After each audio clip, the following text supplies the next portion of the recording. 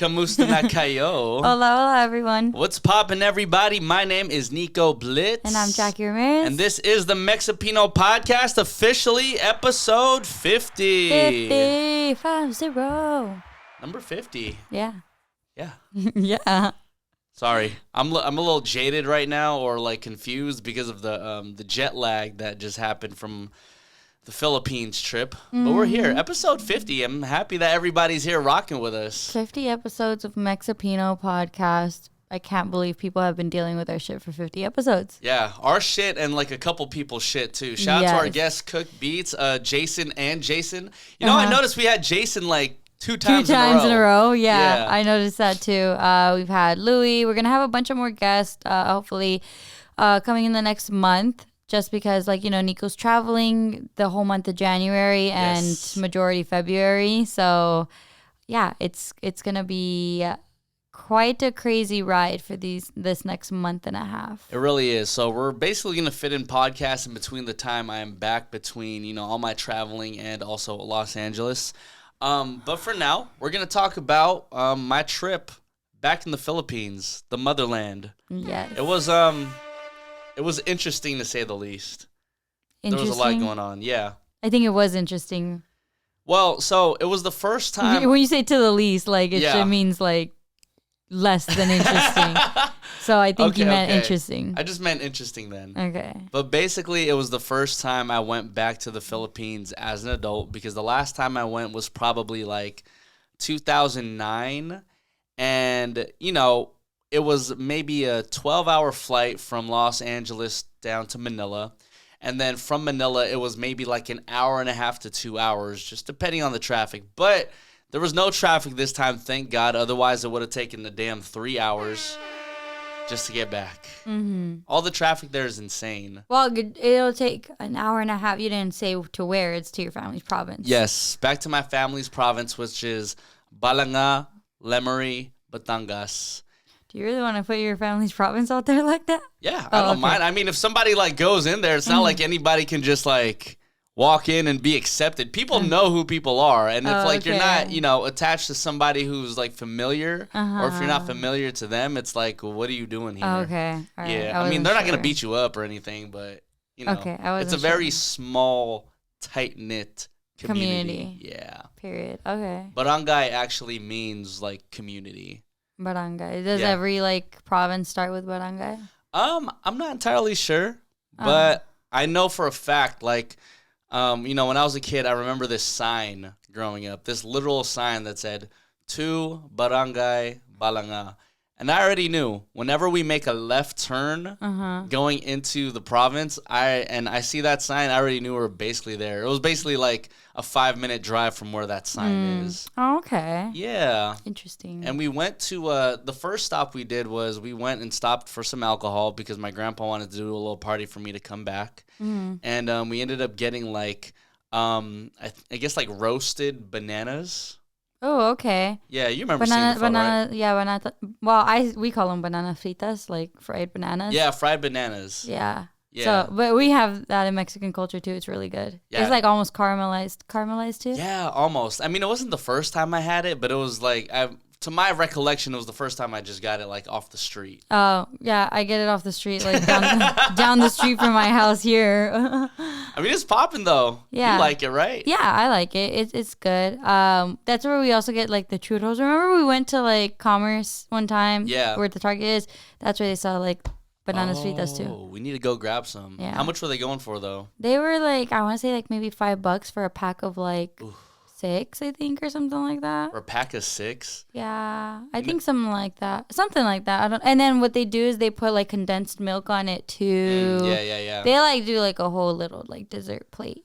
So I'm not gonna lie. I think it was maybe like half off, like of the bananas, and it was maybe for like, you know, a group of 6 for like 200 pesos, which equates to like $4 or less. Okay, yeah, that seems pretty like reasonable. Yeah, pretty reasonable. You will hear throughout this entire podcast how many times I'm going to be comparing prices from the Philippines to U.S. prices. Yeah. Because you will then come and realize how gypped we are and how much capitalism affects the US of A. Okay, well, you have to think about it too, babe. Where we currently live, like, actually, the U.S. just like capped its debt of $34.1 trillion as of today.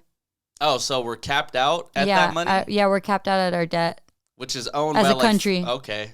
Yeah. That's cool. 34.1 trillion. I don't think that's cool. I think I think we're in really deep shit. Well, that's what I'm saying. So what does that mean? It basically means that probably everything's going to go to shit and like everything's going to plummet and who knows? I don't know what it means, but I know we're capped at our debt. Even more reason as a country. Even more reason to flee the country, ladies and gentlemen. We're not fleeing the country. But so next thing you know, I get greeted by like my aunts and uncles, and then you know I just get food like thrown at me. You know what tapa is? Yes, because you've had it once before. Yeah. Didn't I have it too?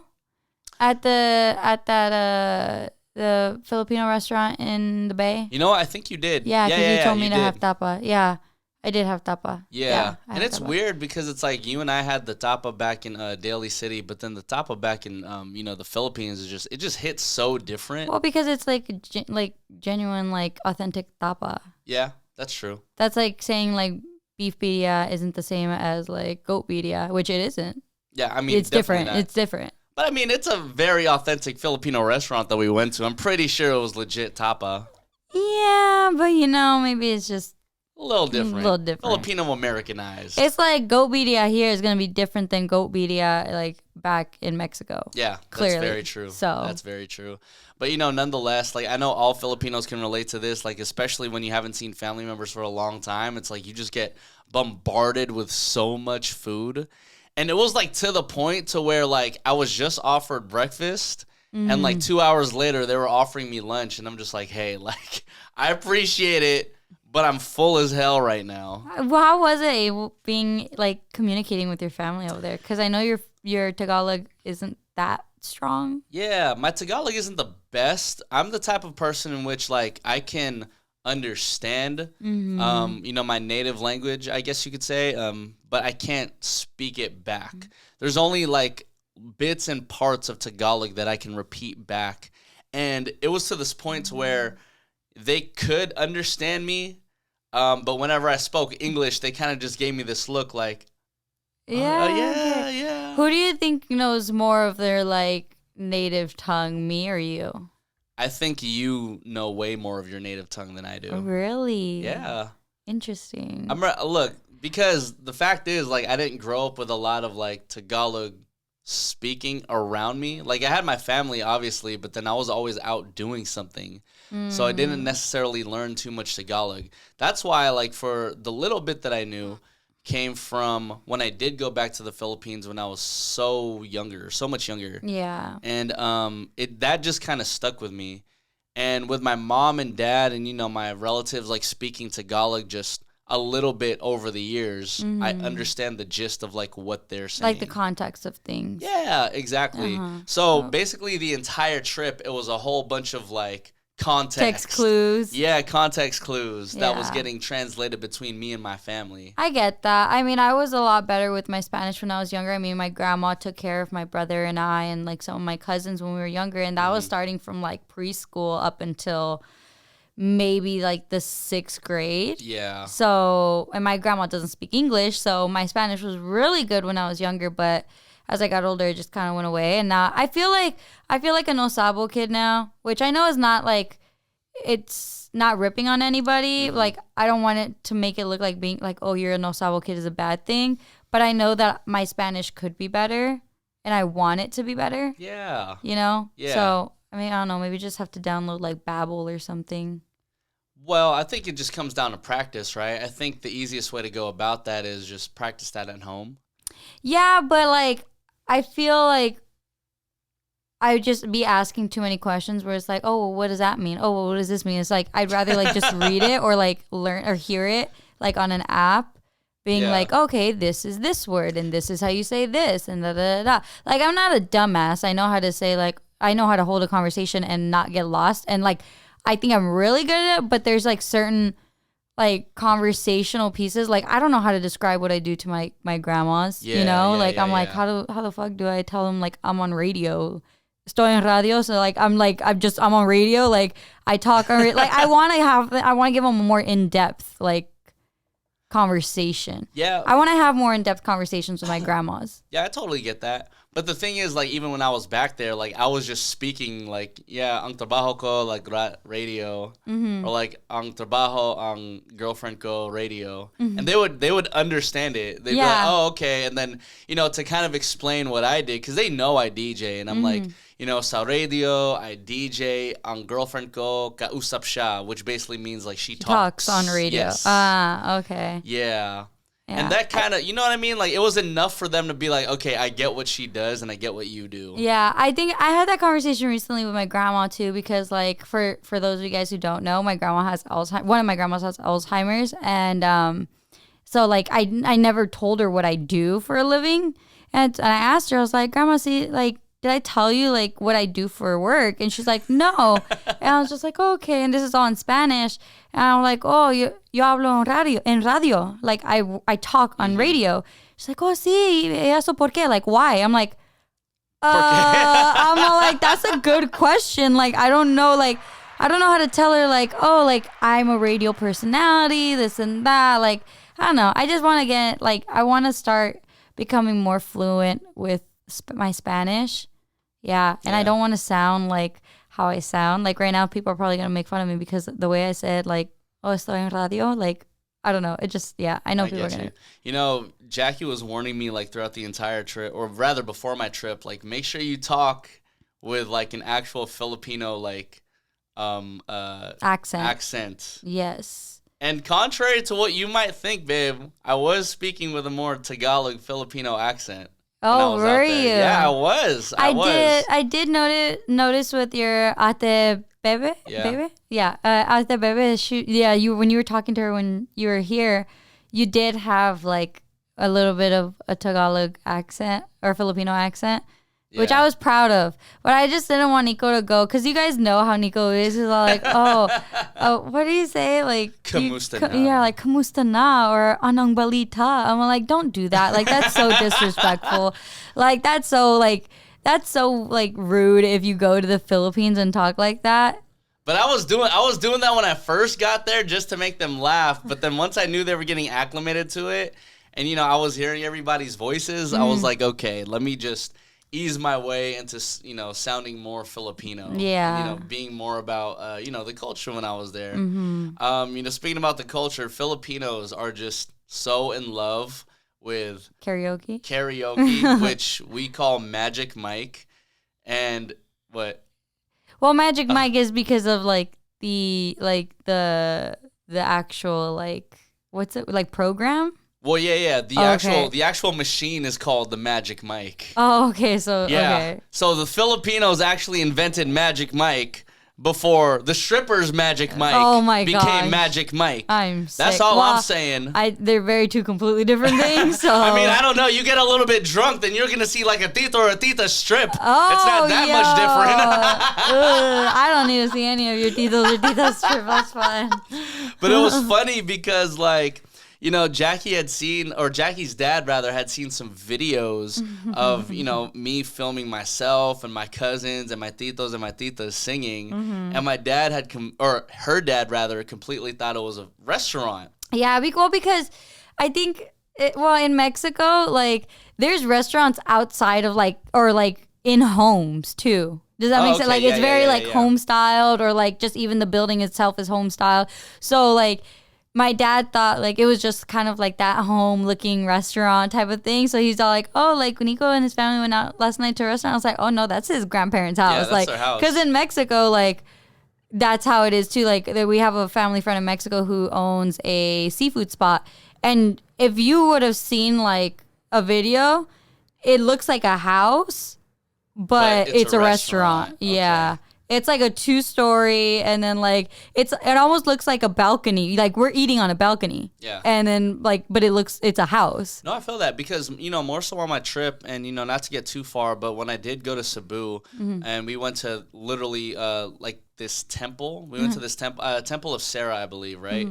There were houses on the side, and each of these houses were selling, just random stuff, whether it be like water, beer, just like little collectibles. They were also selling lotto tickets. They were selling everything outside of the house. Well, that's actually very funny. One of my aunts in Mexico, my tia Norma, shout out my tia Norma and her family, they run a little like convenience store outside of their house, like in their living room, kind of. And I was just like, oh wow, like that's really cool. Super cool. Yeah. There used to be a convenience store like around the my family's province, and I remember this specific one, and it was just around the corner.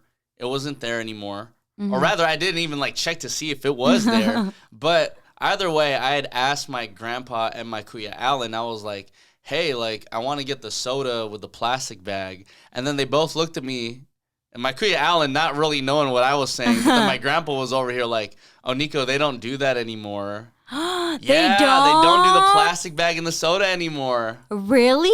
Yeah. Just in the province of your family, or no, not at all? In general in the Philippines. You might find it like in some like literally some places, but for the most part, like the government had cut that out because whether it was like killing off like sea life, environmental issues, and I was like, damn, like it sucks for the environment, but it sucks for me too because I really wanted that soda inside the plastic bag. Honestly, in Mexico they still do it. Like there was one of my friends on Instagram. She just went back to Mexico for like Christmas, and she had like an agua fresca in a bag, and I was just like, damn, that looked hella good. It just looks better in the plastic bag. It does. That's it, and it tastes better. It tastes better too. Yeah.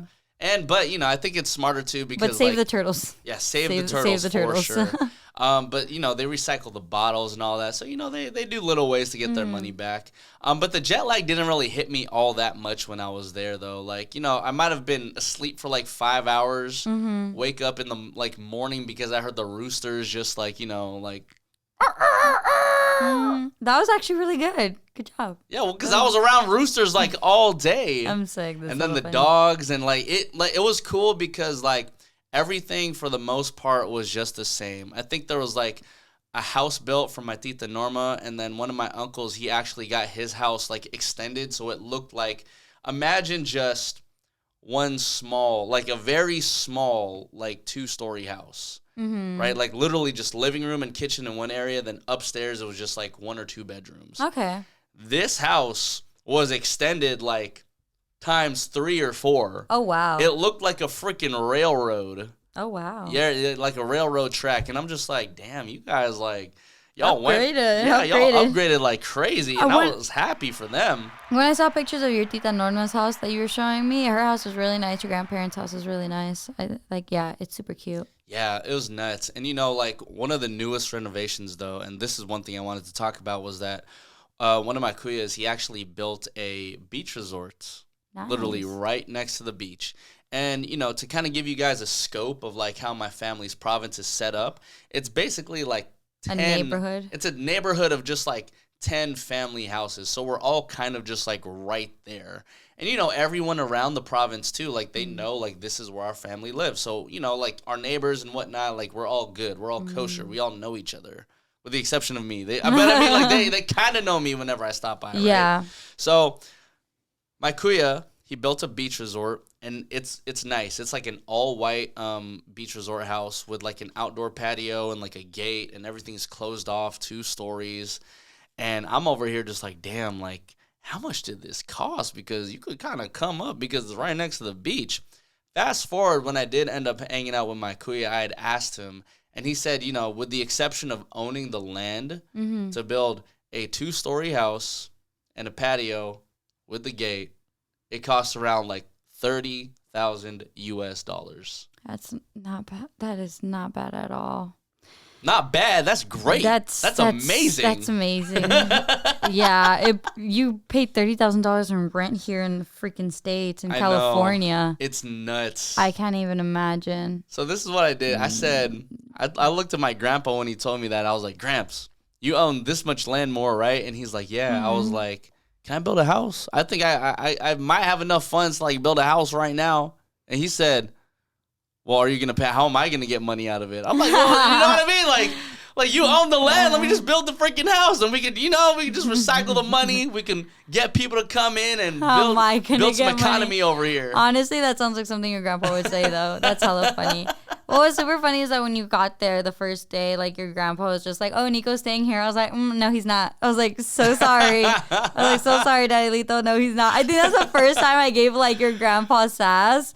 I was like, no, he's not. He goes, yeah, you know where to find him. I was like, no, you're going to send him back. No, they love the fact that I went back, though, because it had just been such a long time. And, everyone was asking me the same questions, like where they're asking me, like, how long has it been? And I'm over here, like, guessing at least 10 years. They were asking me, like, how long you're going to stay. And, I answer the same question. I'm here for a couple days, and I'm going on to Cebu.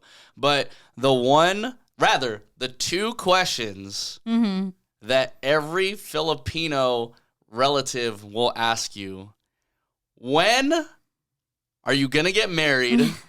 And when are you going to have babies?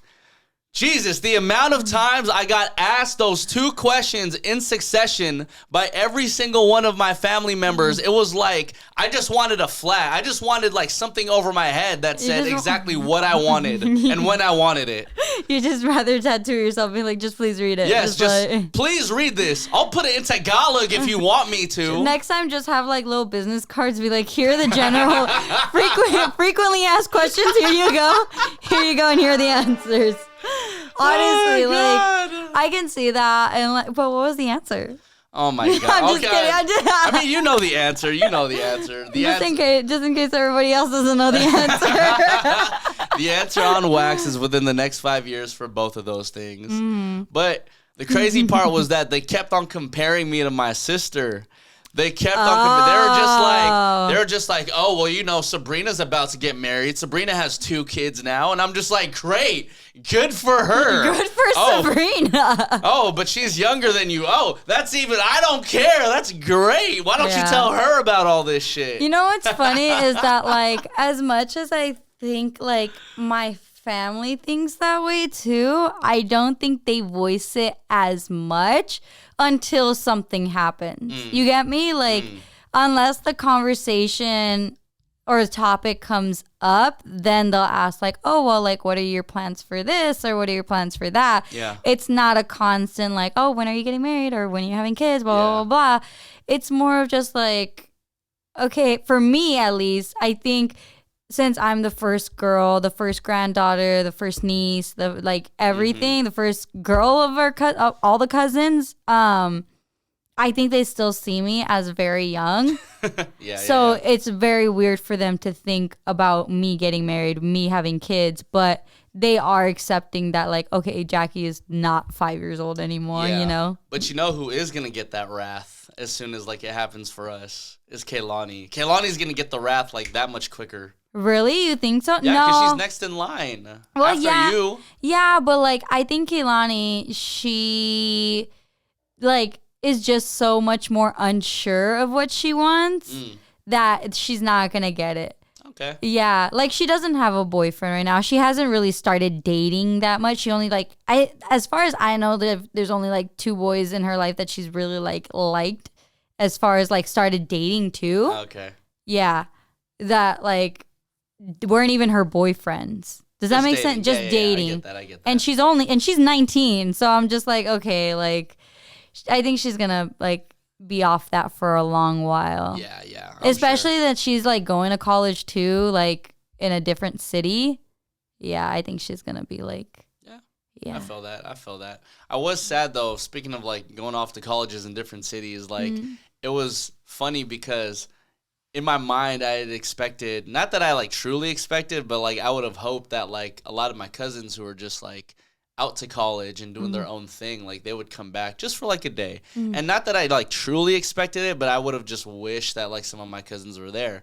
And it was insane because it felt kind of like a time capsule. And I'm sure all of you get this too if you ever like go back home or don't see relatives for a while. But like, you know, a couple of my cousins, you know, they were just telling me their ages, like, yeah, you know, like so and so's like 35. He lives in Manila now. One of my cousins had just gotten married like a couple days beforehand, so I had just met his wife, and I was like, congratulations. You know, my cousins who I had just seen who were like, I don't know, maybe like 5 years old, they were all taller than me now, and, you know, calling me like, hey, Ninong, hey, Kuya, da-da-da. Weird. A couple of my cousins, they have twins.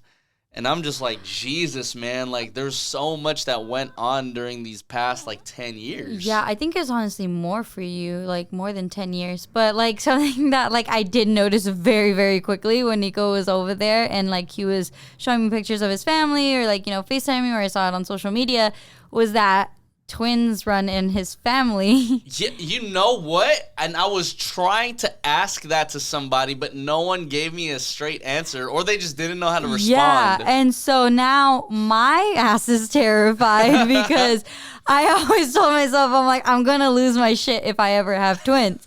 And like, a lot of things like genetically they skip generations. So Sabrina never had twins. Your mom obviously never had twins. And like my mom's sister, oldest sister, has twins. Damn.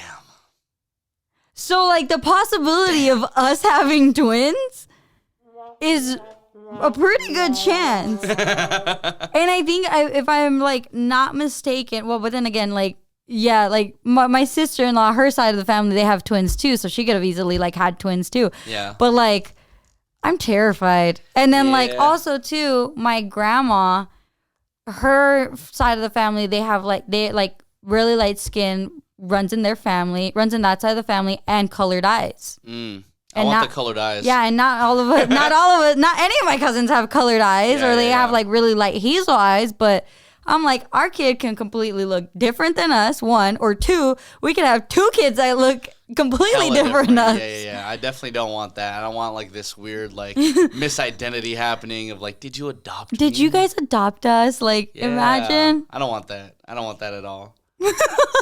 So, I mean, twins would be cool, but I mean, we'll save that for another conversation. You're not carrying those twins? It was funny because like the twins, like, they were my kuya's like kids, and it was funny because they just roamed around free, and then next thing you know, like I just saw both of them pull their pants down. They literally pulled their pants down in front of me, and they just started like just peeing. No way. Yes, it was the funniest shit, and I was over here just like, oh my God.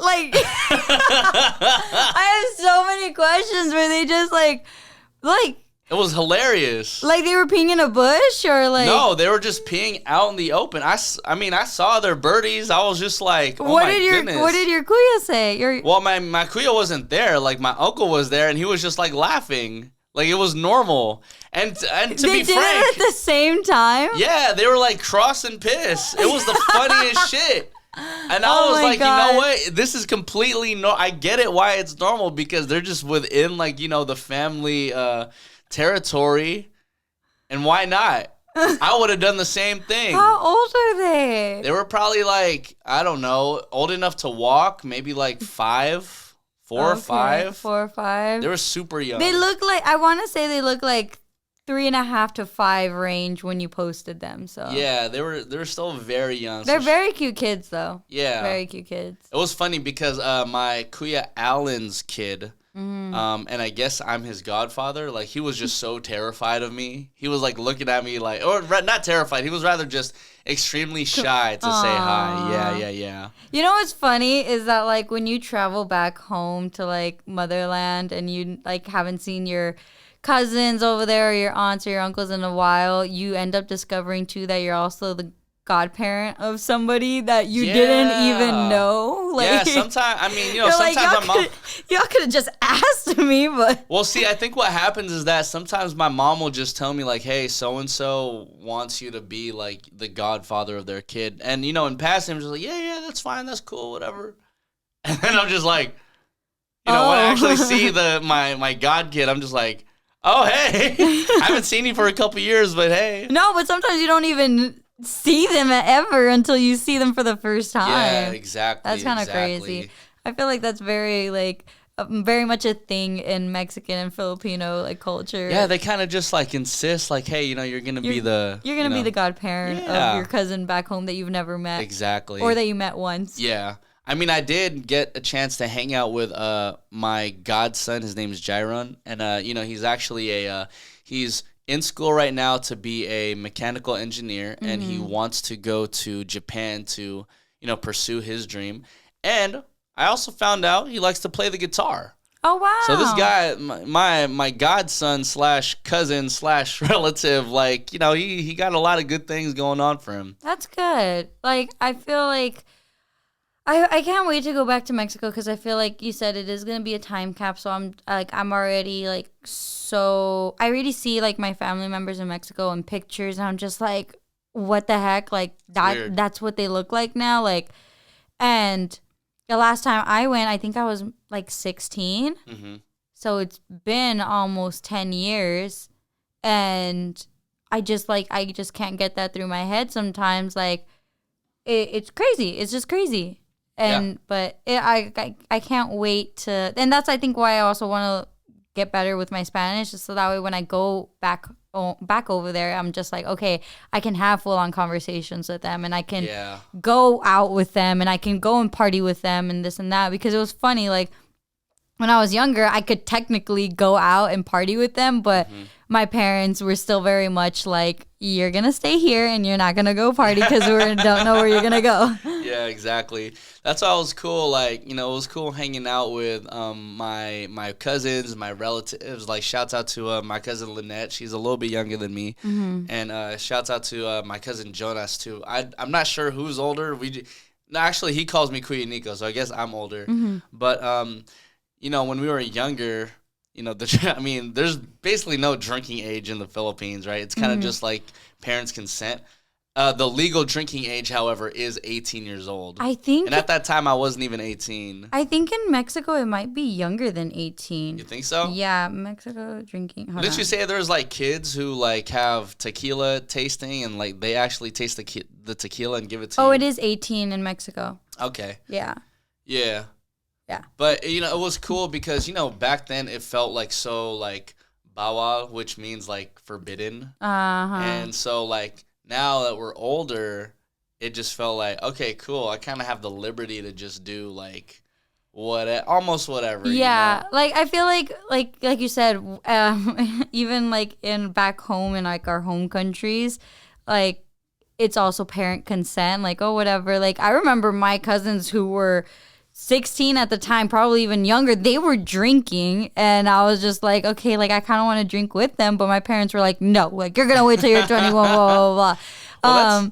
But yeah, it was very interesting, and like it's just a whole different culture when you go back home, like just to see how people are, and like just how life is so very different. Like when I was back in Mexico at 16, some of my cousins, they had to go to school, but they didn't even want to go to school, so they didn't go to school, and it's crazy. But like here, you can get arrested if your kid doesn't show up for school. Yeah, I feel that. Well, I think the good thing about my family's province, and my family just back there, they really enforce like school and studies, like like for the kids, because it's very important. Like I wish I could have just had like a GoPro, like an unlimited GoPro that would just like live broadcast everything without me even knowing, because, when I was a kid, I understood already like, yeah, this is a very poor side of like the country. This is really what like majority of the Philippines like looks like.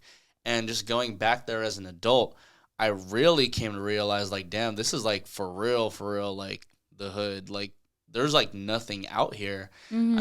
I mean, like granted, my family has made a success out of like, being fishermen and whatever else they might be doing, and like selling things and whatnot. But like, when it came down to the dollar, and when it came down to like the roads, and when it came down to like, what they do on a daily basis, I'm just like, man, like it was a different type of feeling blessed to know like what I have over here in the United States. And it was like a weird battle the entire time between like, damn, I'm fortunate to live the life I do in the United States, but also like, damn, like I'm also jealous of this life that has so much simplicity and, you know, there's just so much meaning in just being happy. And I think that's what I got the most out of just being back home for a couple days is just that, like, you know, Learn to be grateful. yeah, learn to be grateful, but more so like they've found like happiness in all of the smallest things. Like they've found happiness in like eating food. They've found happiness in like just spending time with each other, or they found happiness in like just hanging out with their kids on the weekends because, you know, like I was getting, you know, Facebook Messenger calls throughout the entire week and whatnot, you know, just having conversations. And I think that's what made me like really sad is that, you know, they get so happy just to talk. And, you know, nowadays I think we're so filtered with like, we're having all these conversations and we're so caught up in being busy and, you know, time is sensitive that like, you know, I forgot to just stop and catch up with everybody, like what I'm doing with my life because, you know, even though life is moving on so fast, it made me remember like what I'm doing this for. And a couple things that made me remember that, like one, the fact that it only took me 20 US dollars to feed like 10 of my family members, like an entire dinner. And they were so grateful, so thankful. And you know, to me, I'm just like, damn, like, I don't even get to, like, this isn't even one meal for me back home. And one meal over here, like, it wouldn't necessarily make me happy, but this legit made them, like, super happy and grateful. Yeah. And so it was at that moment, we bought lomi, by the way. Lomi is, like, thick, like, egg noodle with, like, chicharron on it and whatnot. But after buying that, it really made me realize, like, damn, like, I really need to give back to them as much as I can through whether it be podcasting, DJing, like, everything that I do, you know? Yeah, and that's super interesting because, like, my mom brought it up the other day because then she was asking me how, like, you know, you were doing over there and this and that and the times that I was able to talk to you. And so I was like, yeah, like he was saying that some of his cousins, you know, listen to the podcast, they watch the podcast. And my mom brought up a very good point that, like, we don't know that we're even still in our families' lives that aren't here in the States because my mom was saying, she goes, your cousins in Mexico probably know more about Nico than I do because they listen to the podcast. And she's like, and they're so proud of you. They're so like, they brag about you, you know, and they just like, so like, shout out to my cousins in Mexico if you're listening to this. Hola, primos. Yeah, that's but cool. like your cousins listen to it. They don't know me, but they know my name, you know, and they know what I look like. And, but I think the podcast, like this is the reason why we do it too, is like to stay connected with not just our family, but like a lot of other people that, you know, we don't know and that we will hopefully get to know, you know, at some point. For sure. It's really cool. And I really want to go back to Mexico. I really, really do. Hopefully this year. I don't know. I just want to go to Mexico. We'll make the trip. We'll make the trip. I really want to go. We will definitely make the trip. But it's funny because, like, you know, aside from, you know, my tita Jenny saying, like, oh my God, I have such a, and she was trying to say this in Tagalog, like, I have such an artista, like, inaanak, because I guess she's my godmother. Like, I have such an artista, inaanak, like, he's a DJ, da-da-da, and she was so proud of it. But, you know, it was cool, like, literally being at different places of the Philippines, whether it be like the Manila airport, the Cebu airport, or even just like smack in Cebu, people either knew me from like DJing or from the podcast. And oddly enough, I met this guy, shout out to Alex Lim. He was from Warner Music Asia, Philippines. And he was like, you know, like I listen to your podcast so much and I know what you're about and this is why I want to work with you. It was weird. So, you know, shouts out to Alex Lim. He's a A1 guy. We're going to get on the phone sometime soon and see how we can, you know, make these Filipino artists more prominent over here in the US of A. Wow, shout out to Alex Lim. Hi, I'm Jackie. I'm Yes. Nico's other half, but I'm Mexican, so I don't know if I can provide any help with the Filipino artist. Shout out to you, Alex. But, kind of moving forward in my trip, I did have to go to Cebu to perform at Trademark Cebu, smack in the middle of Sinulog Festival. If you don't know what Sinulog Festival is, it is actually a festival that happens in Cebu yearly, every January, like 14, 15, around that time of the year. And, for the past couple of years, it was actually shut down, obviously, because of COVID reasons. So this was the first time in 3 years that they had Sinulog. Oh, wow. To kind of give you an idea of what Sinulog looks like. Imagine Mardi Gras, but in the Philippines. But religious. Yes, but religious. Sinulog would celebrate Santo Niño. It's the Santo Niño festival, which is the same from the Philippines. And, people would dress up in either, like super bright feathers. People would wear, like, feather crowns, normally wear white shirts. And smack in the middle of the festival, there would be people just, like, splattering, like, paint on everybody. That's so cool. Yeah, it was that type of vibe.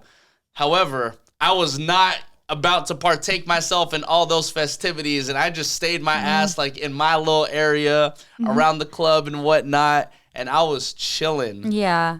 Because at the same time, it's also very scary if you go to like a festival in by yourself in a I get it. The Philippines is like, and Mexico is like our respective like home countries. Yeah. But like, I don't know Mexico that well to go by myself. That's like, what I'm saying. being like, nope. But what? Oh. But you know what also had me messed up is because I was prepping myself on the plane like, okay, cool, like learn a little bit more Tagalog. And as I was back in my family's province, I was speaking more Tagalog, and they had told me, they're like, hey, by the way, when you go to Cebu, they don't speak Tagalog, they speak Visaya, which is a completely different language. It's a different dialect for the Filipino language. And I said, oh shit, well, now how the hell? Yeah, like now what? Like what am I supposed to do when I go to Cebu? No, and he was like, no one was gonna fucking tell me this. I know. I was so mad, but I don't think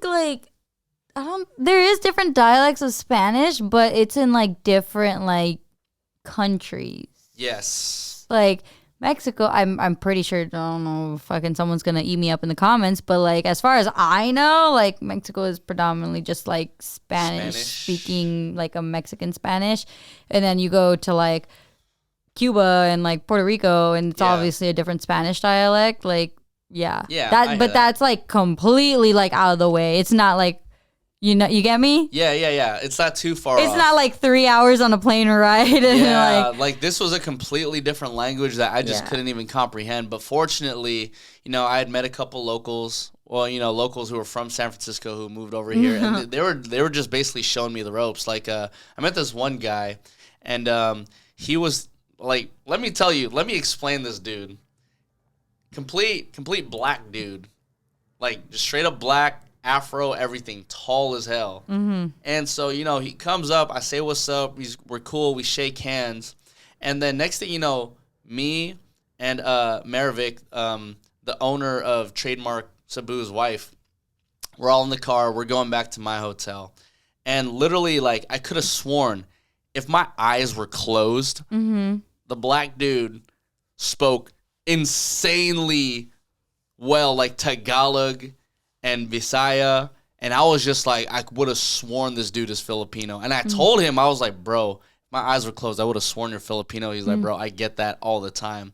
Turns out, like, I believe his father's Nigerian and his mother's Filipino. Oh, wow. And, he, like, literally his Tagalog and every language he speaks was just, like, way better than me. So props to him, man. That's awesome. But he was telling me, though, that, like, when Jackie and I was watching this show called Asawa Ko Karibalko, there was actually a mix of like Spanish and like Tagalog language. Yeah. And so that's like I forgot what that's specifically called, but that's another language that's also prominent in the Philippines. Can we go there? Because then I'll probably understand things. I mean, I'll probably be lost as hell.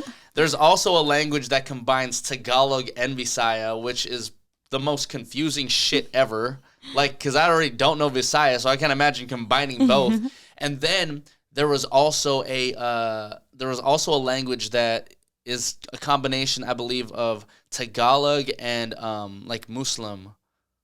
Really? Yeah. And I was like, where the hell is that? I don't think Muslim is a language. Or Arabic? Arabic. I think you meant Arabic. So I think it was a combination of like Tagalog and Arabic. And Don't worry, guys. Nico's not trying to be my fault, fucking y'all. like. Yeah, no, my fault. If y'all looked at my face, I was genuine about that. You know what I mean? Like I didn't know, but Arabic. Yeah. But he said there was up to like 38 different dialects that like he knew of. Oh God, Jesus Christ. So I'm just like, look, man, I'm just trying to get through Tagalog. There's this guy on social media, I can't remember his handle, but like he posts YouTube videos and like TikTok videos and Instagram videos. He knows like so many different languages and he's white. And he'll like go to Mexico, but he'll speak like Mayan. And he knows Mayan, and then like people in that like area are just like, wait, what the fuck? Like, how do you know? Like, and he knows some dialects of like languages that are so like niche and specific that like you have to learn from someone there. So they'll be like, how did you learn that? Like, and he's just like, oh, like I learned. This is what I do. I learn languages. And then I think he's he does linguistic studies. Yeah. So people like and he'll get their reactions and they're just like, dude, you speak better than me. Like, I don't even know that much. Like, yeah. And so it's so crazy. And like, that's hella cool. Yeah. I want to learn so many languages. Like, I want to brush up obviously on my Spanish. I want to brush up on my Japanese. I want to learn Tagalog for like, you obviously, and for your family. I really want to learn German and French. Guten Morgen. Guten Abend. What does Abend mean? It's afternoon. Good night. Oh. Or good evening rather. Oh, okay. Yeah, not like good night. And French. I just think the way French sounds is so beautiful. Oui, oui. Not that, but like. Omelette du fromage. Omelette du fromage. That's all I know. That's all the French y'all gonna get out of me. Oh, what is it like? Oh, Dexter, can you say it again? Omelette du fromage.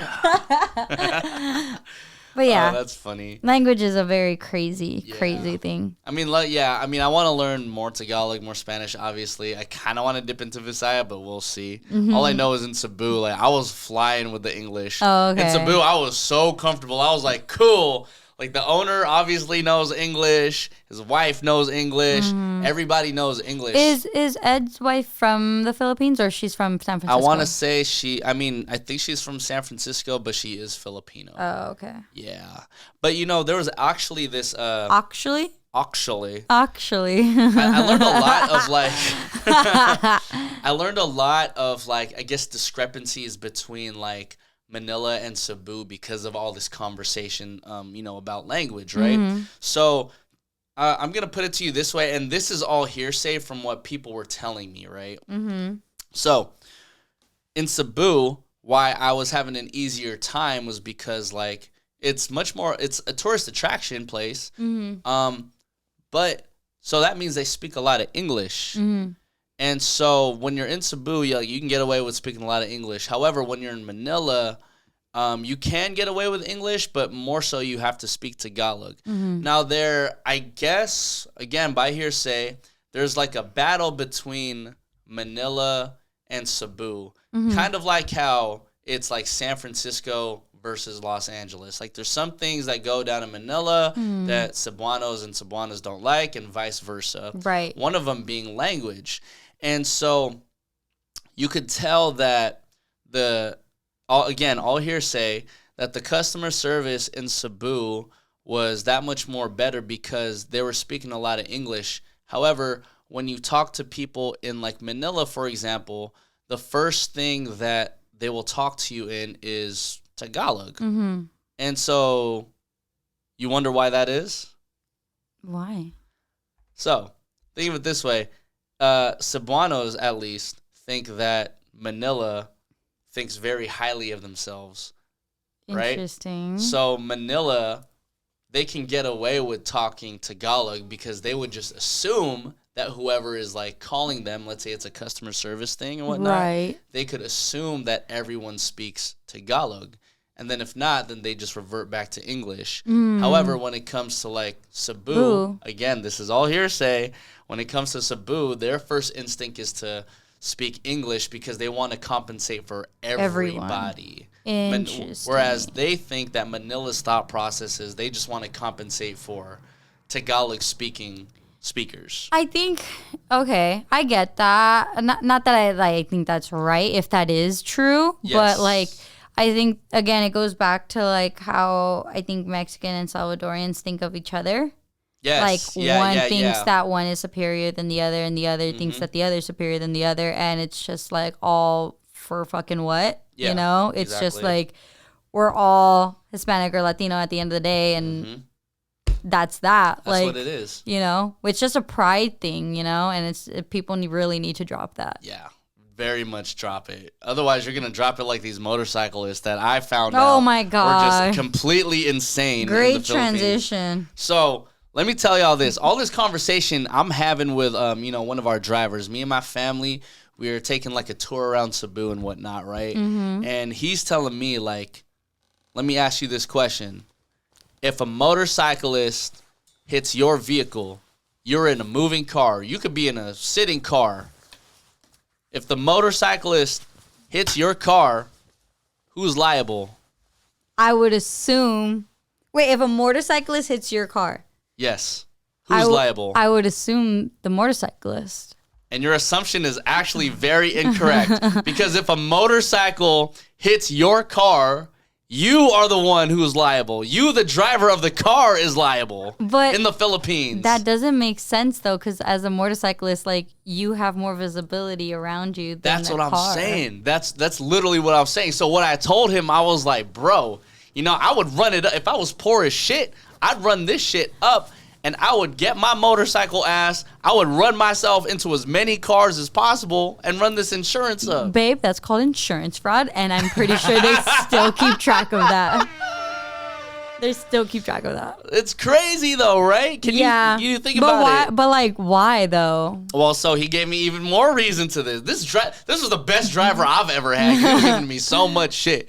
So he told me, he said, the thing is, if a motorcycle hits your car and the motorcyclist dies, it actually costs more money for the police to call an ambulance and get you revived than it is to just keep you dead. So the thing is, if a motorcyclist hits your car and, you're on the brink of death, there's like a 99% chance they're just going to leave your ass over there. There's like no way they're like, think about it, because there's already hella traffic. And it's going to cost so much more money to get the ambulance there, pick you up, and revive you, as opposed to just like, you're dead. It's easier to keep you dead than alive. Exactly. I mean, that's a fucked up way of thinking, but I get it. Yeah. You're not wrong. Like, you're not wrong, but it's still messed up. It's messed up. Like, that sucks. It does. Because if you think about it, like, okay, this is gonna sound really horrible, but like, it's like, think about it as a payment plan. You're paying like 1 month as opposed to like a 6 months installment to keep you alive. Damn. Like that's some real shit. That's some real shit. It's like a subscription, like like a month. Subscription for life. Like, are you gonna like go month to month? Are you gonna do like a year plan, or are you just gonna go month to month and like take your chances? Philippines is so corrupt. It's so corrupt. Yeah. Well, it's funny because like it's funny. This is another thing the driver told me, right? Because the driving there is insane. Like, honking is normal. And I was telling Jackie the other day, like, honking isn't necessarily to, like, let you know, like, you're angry, because I feel like everyone just knows how to drive there. But honking is more of, like, an alert. So, like, hey, I'm coming your way. I'm coming in hot. Yeah, I'm coming in hot. I'm coming in hot, so you better watch the fuck out. Yeah, you better watch the fuck out. Or otherwise, I'm going to hit you, or vice versa, whatever, right? And then one of us is going to be left to die. Exactly. One of us is going to be left to die, right? But it was funny because he was like, over here in the Philippines, this is the real land of the free.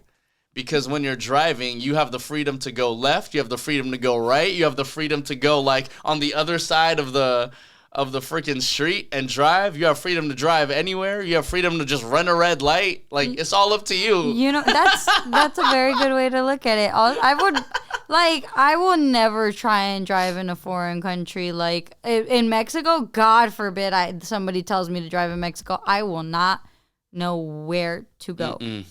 You can, like, I just be like, I'll crash. Like, we're going to die if I drive. No, yeah. I would have been terrified. But then, there were some points where I was like, I feel brave enough. Like, I could do this. Yeah, when there's no cars and no traffic. 3 o'clock in the morning when there ain't nobody there. It's just down the street. Yeah.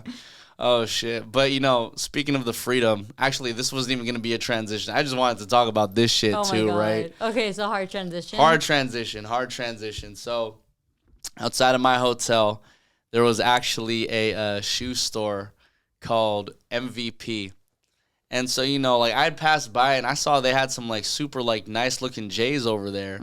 So I said, damn, like, I wonder if that shit's real. So I talked to the club owner. I said, hey, like, about those shoes over there, like, are those real shoes? He's like, yeah, bro, like, those are legit 100% real shoes. Like, for real. And I'm said, are you sure? He's like, yeah. I'm like, all right, cool. So I skedaddle my way over to this store, right? And then I'm kind of feeling myself. I barely spent any money. So then I walked in. I saw like a pair of like blue denim Cactus Jack Nike Dunks. And I was like, what size y'all got? They said 9.5. I said, cool. Like, how much is that going for? They said, like 3,000 pesos. Which is? $60. Okay. And then, I was walking around some more. I said, oh, they got some off-white 4s, some Jordans. I said, how much are those? They said 4,500 pesos, which more or less equates to like $100, right? So I said, you're telling me I can get both of these shoes for like $150 right now? One on retail. These are rented up. And I looked at it. I said, you know what? I don't care if it's fake. I said, I don't care if these shoes are fucking fake. They look real to me. And so I put them joints on. I said, yeah, I'm walking out this bitch with some super nice ass shoes. I don't care if they're fake. You better hope that you're not next to a sneakerhead. I don't give a fuck. I really don't. Because more than likely the sneakerhead is a dude. And it's like, I'm here to look comfortable for myself, and if they look good to you, cool. If another dude is trying to check me on my shoes, it's like, I'm not trying to look good for you. I'm not gay. Okay. Not the right wording. Nico. Oh my god, Nico. The shoes are fly.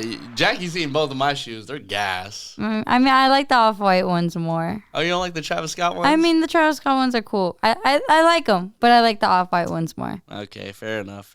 I'm just picking my favorite. Yeah. I mean, shoot. If I knew there was, Ed said he was going to, like, send me more shoes if I wanted some. He's like, yeah, bro. Like, let me know what you want. I'll ship them off to you. Easy. Tell him if he can find me some Dodger Dunks out there. Then.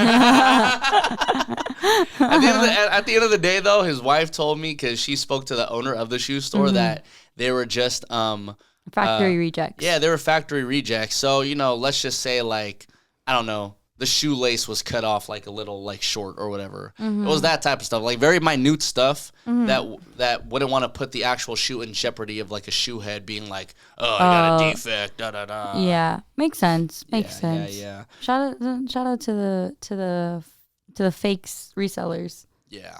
Or the factory resellers. You could just go to the callejones over here in LA, babe. Go to the Santee Alley and you're set. As long as the shoe does not rip or anything, I'm good. Nah, but Santee Alley, they fake. They're for sure fake. They're not factory rejects. They're fake. I'll take the factory rejects all day, every day. One thing that I did also want to reject too. Okay. So I was in the restroom, right? And I needed to take a quick piss. I took my piss and then I washed my hands.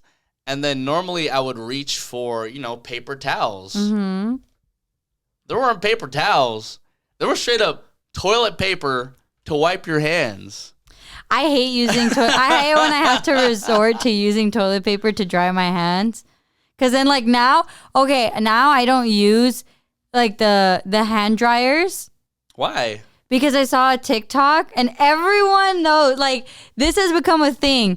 Everyone uses it. I have seen this TikTok where this guy or this girl, they've tested like on a disc, like bacteria from a hand dryer as opposed to just drying your hands with a paper towel. And the hand dryers literally give you so much bacteria in the restrooms, in like public restrooms, that it's just like you might as well have not washed your hands. So every time I see like a hand dryer, I don't even think about using it. And everyone knows what video I'm talking about. Like, people have seen that video. That's disgusting. Yeah. And also too, this is for the girlies out there. They've seen this video too, that this girl has like said that either like mentally we just don't go to the first stall. We end up just going to like the stalls in the end. Mm-hmm. So no one uses the first stall. Like the first stall in a restroom is the one least used. Oh, I didn't know that. Yeah. See, so now I use the first stall, but now in my head I'm also too like, because everybody's seen that, now is the first stall the one that's most used. See, I normally go to the end one. See, that's my thing. I used to go to the end too. But you always ignore the first stall. And that's the one that's the least used. And that's because you assume everyone's going to go there first. Period. Everyone knows what I'm talking about. I know what you're talking about. That's kind of disgusting. Right? Yeah. But yeah, I don't use hand dryers anymore, and I always use the first stall. Well, shouts out to you, babe. And shouts out to the Philippines for using toilet paper as hand paper towels. I hate using toilet paper. I was thankful. I was just very much thrown off. Mm-hmm. I was hella thrown off. So now we know that the Philippines uses toilet paper as paper towels, and that Vancouver does not have toilet seat covers. So just travel with your own toilet seat covers and wipes. Yeah, and if you want to know more about like the sanitary things that go on in public restrooms all across the world, just make sure you tune in to the Mexipino podcast. Yes, as we have many travels, many travels ahead of us. Yeah, can I get a couple more things off when it comes to the prices of the Philippines? Sure, babe. All right, I just want to get a couple more things off. Okay. One, gas per gallon, it was like 62.5 pesos a gallon, which equates to like $1.20 per gallon. That must be nice. We can't relate. Yeah. I mean, granted, like it was a lot of like the brands over there. I've probably only seen like one Chevron. not a Chevron, a Shell actually. Oh Jesus! Oh, you were happy. You love Shell and Arco. Well, I mean, I wasn't paying for the gas or anything, but like it was whatever. All you can eat Korean barbecue for one person. Mm-hmm.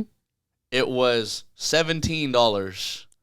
Wow. However, if it was two people or more, it would have went all the way down to $11. How does it go down? That makes no sense. Well, because when it's one person, I guess they want to like compensate for like an entire table. You know what I mean? Yes. But like the fact that it was less than half of like whatever I would pay over here in the United States was just so absurd. Yeah. It was totally absurd. Did they offer the free frozen yogurt like our Korean barbecue place does over here? If prices are that low, I don't give a fuck about the yogurt. Fuck the yogurt. I will pay for the yogurt. I will definitely pay for this yogurt. The yogurt's included.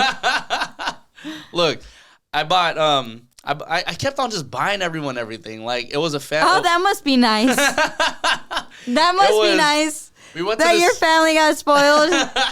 That must be interesting, huh?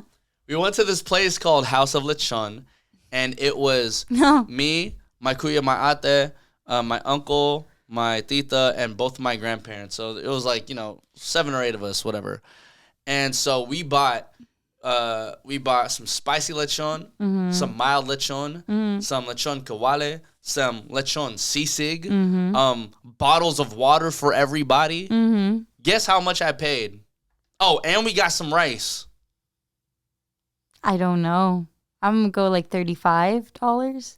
Close. I paid $40. Ah, dang, I was super close. And that was like the creme de la creme of the lechon spots. They told me well, you know, the locals told me that House of Lechon is the place you go to, like, after weddings, like, after debuts. Oh, wow. Like, after big celebrations. And I'm just like, this is all I spend, dude. Like, this is completely nuts. Interesting. Like, I still have money from the trip. And I was to the point where I was just like, what can I do to just spend this money?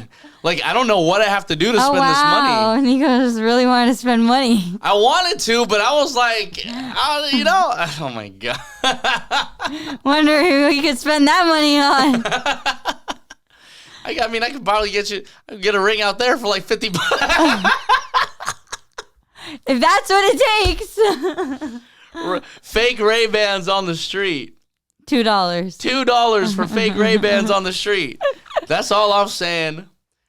Neck bracelets like this, they were like 50 cents. They were literally like 50 cents. Okay, don't tell me that when your family bought me a bracelet. Oh, no. Well, mine's like a wooden one. Mine was like 100, actually like $3. It was like 150 pesos. Yours was actually closer to like 500 pesos. Oh, okay. Well, thank you, titas and titos over there in the Philippines. Yeah, but you know, to kind of just wrap that up, like it put a lot of perspective on my life and see, like, you know, when my parents are talking about they want to retire over in like Thailand or something, it's like I get it because it's like your money can stretch so far when you're in, you know, like a foreign country like that. No, it makes sense. I mean, it does. It truly does. Yeah. Yeah. Makes that much more sense.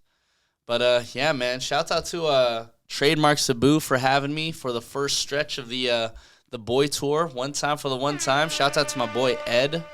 Shouts out to Sinulog, and shouts out to my family, of course, all the way in Balanga, Lemery, Batangas. Mm-hmm. You're missed, and me and Jackie will be there soon. Yeah, we will be. Yes. We're going to work towards that. Yes, we are. And shouts out to y'all for listening on episode 50 of Mexipino Podcast. We appreciate y'all. As always. Yes. My name is Nico Blitz. I'm Jackie Ramirez. This is the Mexipino Podcast. Goodbye, everybody. Adios.